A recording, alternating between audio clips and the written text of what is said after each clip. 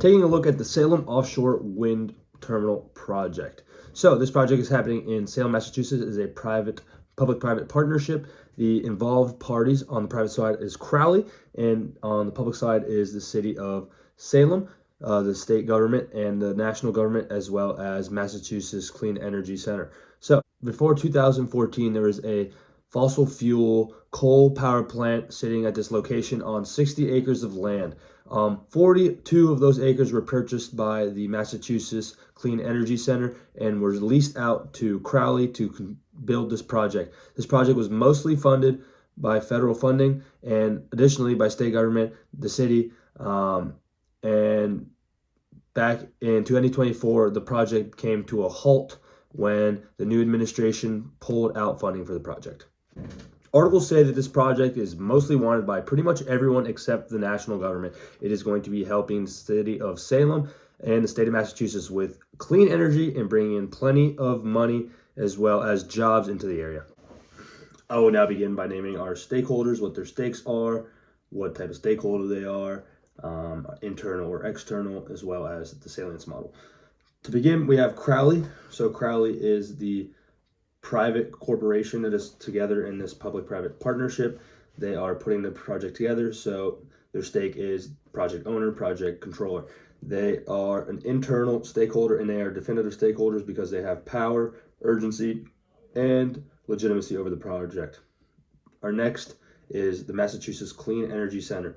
They are the public corporation involved in this public-private partnership.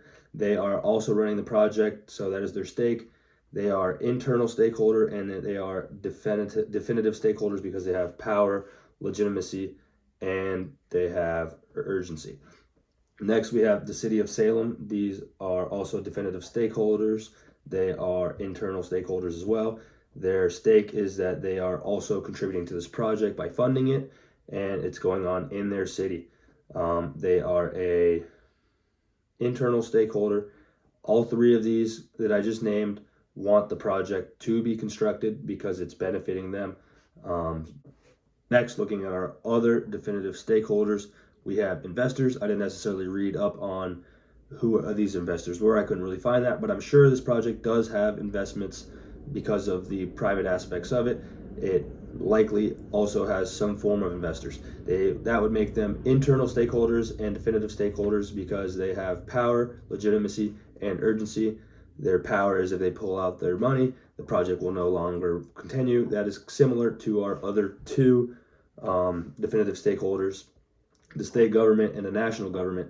These are also internal and definitive stakeholders. The national government's stake is that they are funding the project. It is, or mostly funding the project. It is a federally funded project, and they canceled their funding. That ended up only taking about 10% of the project's funds. However, that was enough to make the project not continue, and as well as the state government that put $75 million into the project. So these are both also investors, despite also being public corporations and funding the project.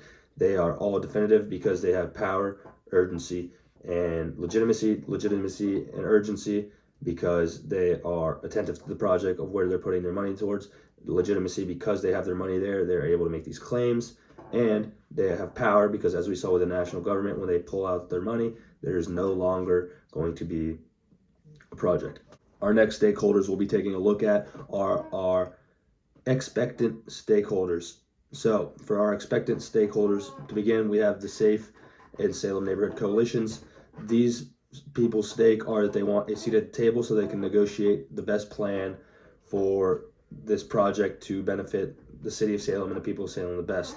They are external stakeholders, and they are dependent stakeholders because they have legitimacy and urgency, but they do not truly have power. They have legitimacy and urgency because it's happening in their backyard. They have urgency because maybe the way they protest, or if they don't, contribute to the project or help at all or give any work, that has to be something that the offshore wind terminal project in Salem pays attention to. However, they don't have real power. Next, we have the workers. The workers' stakes are that this is bringing them jobs. This project's created more than 800 jobs. It's also helped with giving programs for rental assistance. It is an internal stakeholder, and they are expectant as well. They are definitive, but mostly dependent. They're definitive because they technically have power if they go on strike, but they're mostly dependent because they have legitimacy and urgency, because this is a project, they're working on it, and they're able to make claims on the project they're working on. Our next expectant stakeholder is the Salem residents. Their claim is that this project's happening in their backyard. It's going to bring a lot of money and a lot of benefits, so they want this project to happen, and that is their stake in the project. They are dependent because they have urgency and legitimacy, but they do not really have power. They are not going to be able to pull out money in theory. Though they are spending the tax dollars, they are not allocating the tax dollars. And they have urgency because the Crowley should pay attention to them. These are the people they're working with. They're trying to help these people, and they have legitimacy because it's happening in their backyard. They can make claims. They can say, hey, this is what we want. This is how it's going to benefit us. Our next stakeholders will be latent stakeholders. To begin, we have the Massachusetts Greater Public. Their stake is that their tax dollars are going into this project, and they will be using energy and hopefully having clean energy in their state. They are demanding stakeholders. They have no real power, no real urgency. For the most part, those residents in Salem definitely have urgency. However, a resident from Worcester or Williamstown, Massachusetts does not really have authority over the project, isn't very interested in the project, so isn't really something that Crowley needs to be attentive towards. However, they have legitimacy though, because this is where their tax dollars are being spent. Next, we have boat owners and fishermen. These are also external latent. They are discretionary stakeholders because they have legitimacy, but they have no power and little urgency. Their legitimacy in their claim is that this project might disrupt the enjoyment of the water, and it might scare away the fish. However, that's not something that's going to be able to bring them urgency, and it's also not anything that's going to allow them to halt the projects. They have no power. Next, we have local school districts. Local school districts stakes into this project, and as well as the local firefighters and police. Both of these stakeholders, or technically all these three stakeholders, are directly being benefited from the project. Their stake is that they are getting millions of dollars poured into them for the school districts, and the police and firefighters are getting $500,000 each, essentially. They are all external, and they are discretionary stakeholders because they have legitimacy. They want this to happen. That is a legitimate claim. We would love to have this money. It would benefit us. However, they do not have power. Technically, the police have power, but this is a legal project, so there's not anything they can really do about it.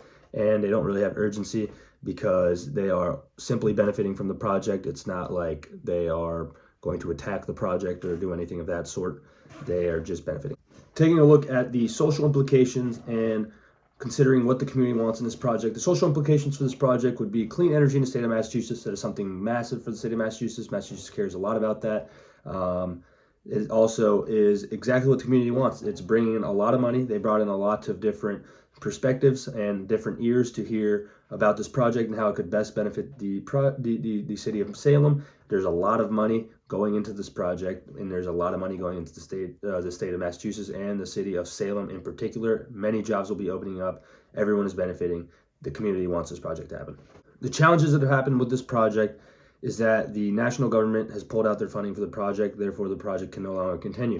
A way to improve this would be increase state taxes so that the state taxes can mostly pay for it. This is kind of counterproductive, however, because it's supposed to help the community. By increasing taxes, the community is now spending more money. You could also delay construction until there's a new administration. There's uncertainty in this. You do not know if the next administration will fund, and delayment might make prices go up, and helping the community will be delayed.